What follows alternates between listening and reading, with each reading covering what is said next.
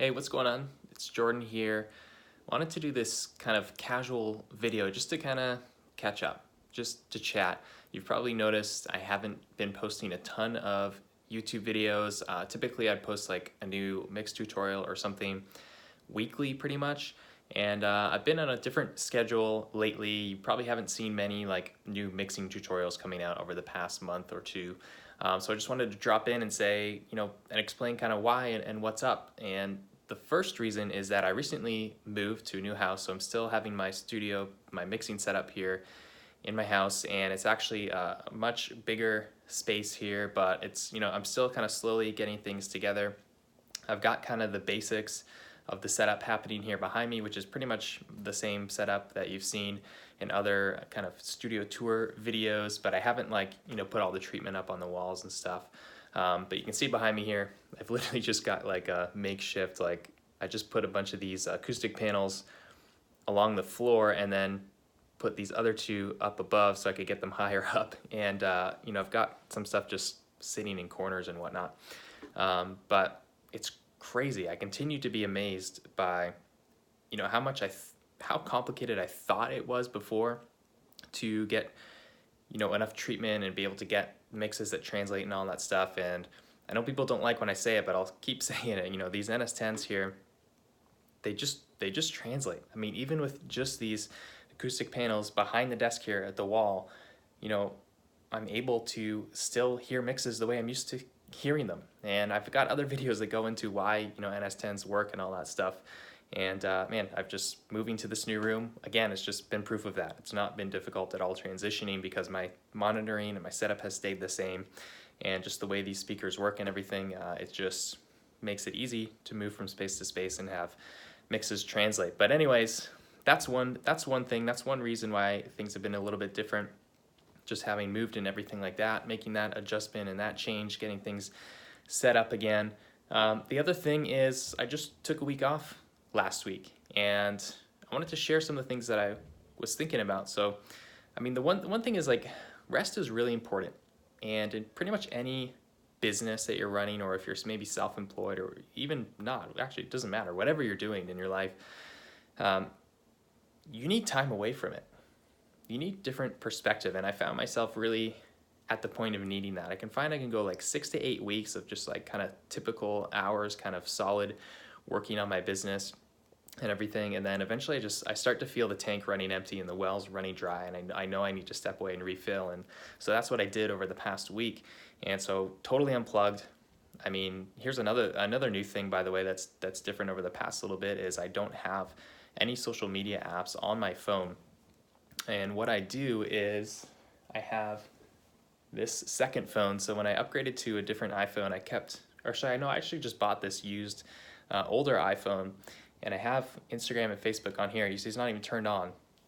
And so what I do, if I need to do a live stream on Facebook, or if I'm gonna make a rare Instagram post or whatever, I'll turn on that phone, do what I need to do, and then turn it right off.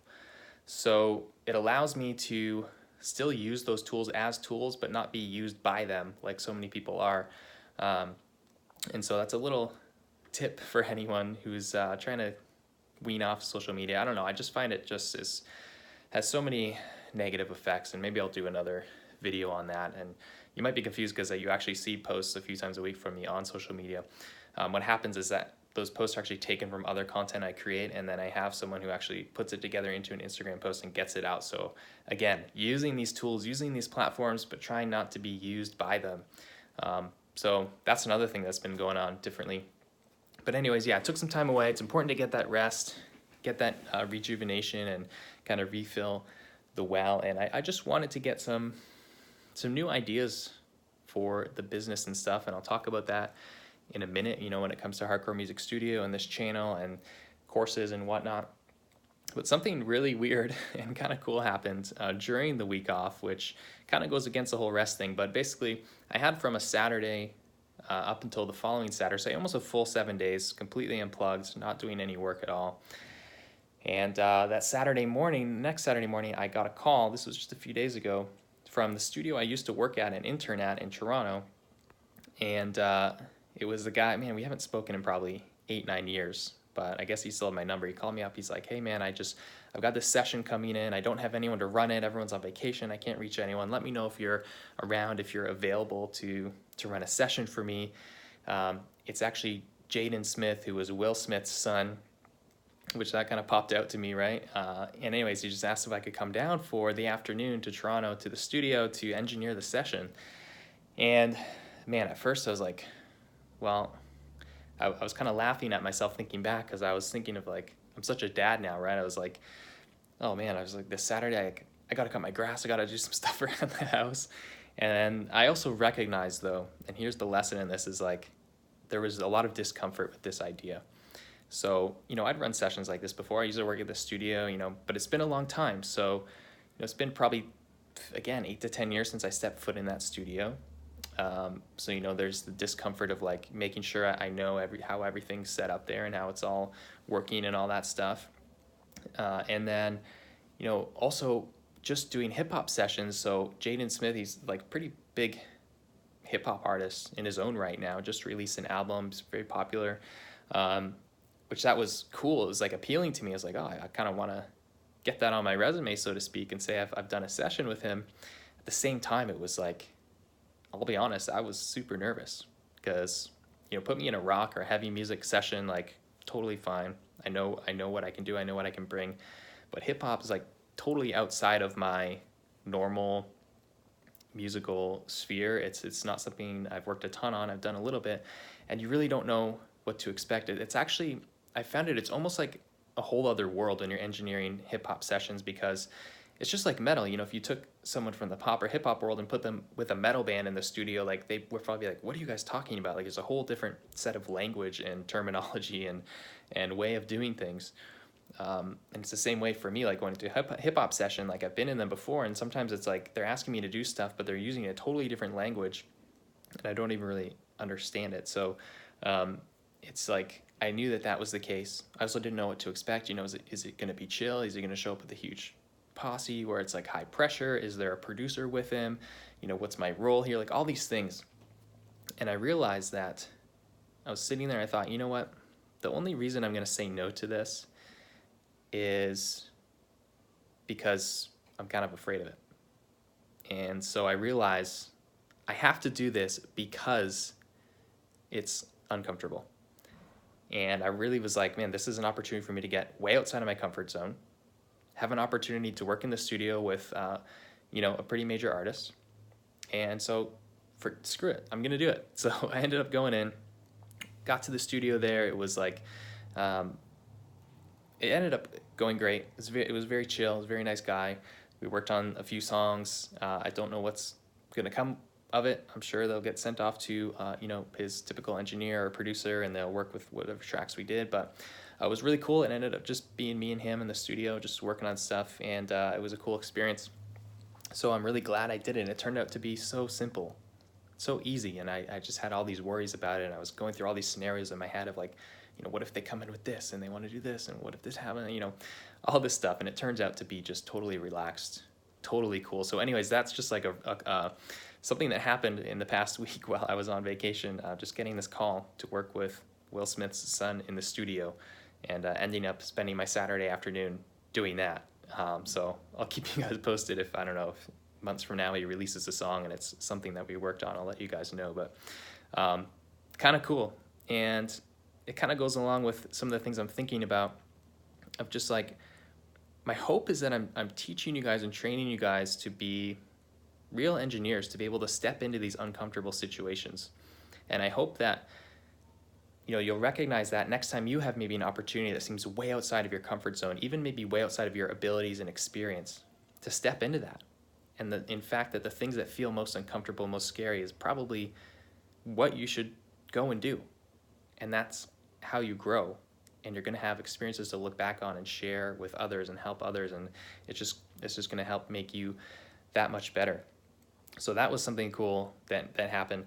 If you guys want to know more about how that whole session went and kind of how it flowed and what we did, maybe I can just comment below and maybe I can talk more about that. But that's, something that happened this week, which was kind of interesting. And now, The other thing I wanted to talk about in this video is you probably noticed the most recent video I posted, which was called, I think, 1.5 million from online courses, which kind of shared my whole formula and framework for how I've built this successful multi-six-figure business every year, teaching these audio courses online. And that might have, I don't know if that seemed kind of weird. I know it's most of you guys are probably subscribed to this channel. You follow me for mixing tips and recording tips, right? But over the past couple of years, building this business, which is based off of my first passion, my first love for making records and mixing and recording and doing all of that stuff, which was and is a passion of mine, I've really developed this whole other new passion for business and entrepreneurship and helping other entrepreneurs. And so I'm at this point now where I have these two passions, and I'm in my head, I'm trying to figure out how do I share both. And, because the music people might not want to hear what I have to say about business. They might not care about that. They just want mixing advice. But I also really feel called and pulled towards helping entrepreneurs and helping other people create similar businesses like this and have impact in this way and teach others and help others and really maximize the opportunities that they have. Because I've seen how life-changing it has been for me. And I'm not just talking about financially, I'm talking just personal growth, the amount of just who I've changed and evolved as a person through running this business has been amazing, and the people I've met and everything, and I want more people to have that experience if they want it. So anyways, I just wanted to touch on that and say, that's kind of why I put that video out there, to see if any of you guys are interested in learning more about that, how to create your own sort of what I call knowledge businesses, sharing your wisdom, your knowledge, experience online, teaching others. If you want more of those, I just decided that, I'm not seeing these two things as separate or maybe taking away from each other. I still think there's a ton that I want to share and a ton that I can help you with on the audio side. And for those of you who are interested in the business side too, then I'm going to be sharing that stuff too. And I'm just going to have basically these two platforms going. So stay subscribed to this YouTube channel, to my email list. If you want more of this audio stuff, I'm going to continue putting it out there. And if you're interested in the business side and creating maybe your own channel, your own online course eventually, your own business, then I've got a new podcast I launched a few weeks ago. It's called You and Your Business. And you can go to jval.me/podcast, jval.me/podcast to listen to some of those episodes. Subscribe to that if you want more of that. And so you can follow me over there and, for that kind of business stuff. And then you can just keep following me here for the audio stuff. And basically, like I said, I'll continue sharing this audio stuff. And then through my other channel with the JVal podcast, I'm just going to be sharing what I'm doing and what I'm learning in this business. So as I launch courses, as I learn more, as I put out content, I'll just share the results, and I'll tell you what I'm doing and how I'm doing it from a business perspective on the other channel. So, this is just these are the two passions that I have, right? And I'm not going to hide one or the other or squash one or the other. I just want to show up as authentically me, right? And hopefully, you guys will continue to enjoy it and get some value out of it. So that's the plan for kind of the new business direction, the stuff that you might have seen me doing. So that's going to continue, but Hardcore Music Studio is going to continue as well. I'll put some links so you can follow everything. But onto the Hardcore Music Studio stuff. Again, the reason why I kind of felt like a break was really necessary is I felt like things were getting a little bit stale in the music training, and I'm just at this place where, okay, I've released courses on mixing, editing, on tracking. I have some ideas of other things I can do, but at the same time, I still really believe in those courses and that training, and I want to get it into the hands of more people because I just keep seeing the results. And so I'm thinking, how can I do that? How can I continue to do that while also continuing to innovate and not just, pushing the same training over and over and over again. And so I've got some ideas. I've got the wheels turning, and definitely having the week off has been really helpful with that. Something that I'm really interested in is actually more user-generated content.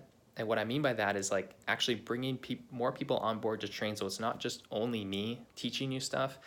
And doing kind of interesting tests. One of my star students, his name's Roelof Klopp, he came forward to me and volunteered to do a bonus training video for my most recent course release, which is the Aura's Binary Garden Mix walkthrough. And he was like, hey man, like maybe I can contribute a lesson to that. And I said, you know what, that would be pretty cool. And I checked out the lesson, and it's great because, it's someone who has put a lot of hours into studying my material, and then he's showing you how, in this particular case, it's drums. He's showing you how he mixes drums, and he's got kind of his own workflow and his own interpretation of what he's learned from me, and then he's doing it with slightly different plugins and just like slightly different approach. And so it's a way for you to see, like, here how these philosophies, these principles that I've been teaching, here's someone else who has different tools, different experience, maybe working with different types of bands, and here's how he is implementing those. And I think it's pretty cool because it just deepens your learning with different perspectives, different tools, all that stuff. And so that's something I'm interested in and experimenting with, is more user-generated content such as that. So that's kind of one of the ideas. And the other thing I'm thinking about is just like, and this is where I could use your input, is like, I look at a lot of the videos I put out over the past year, and some of them maybe have a lot of views, but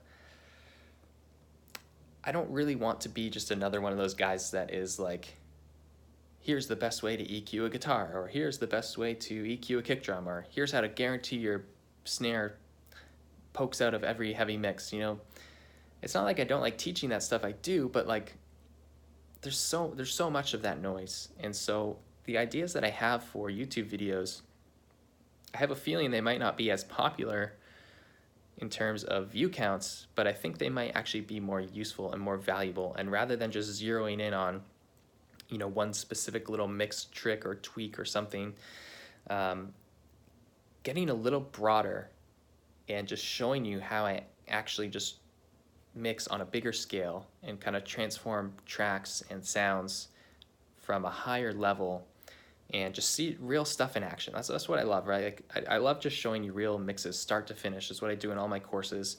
That's how I think is the best way to learn, and I want to just bring a little bit more of that to the YouTube channel versus not only just in my paid courses.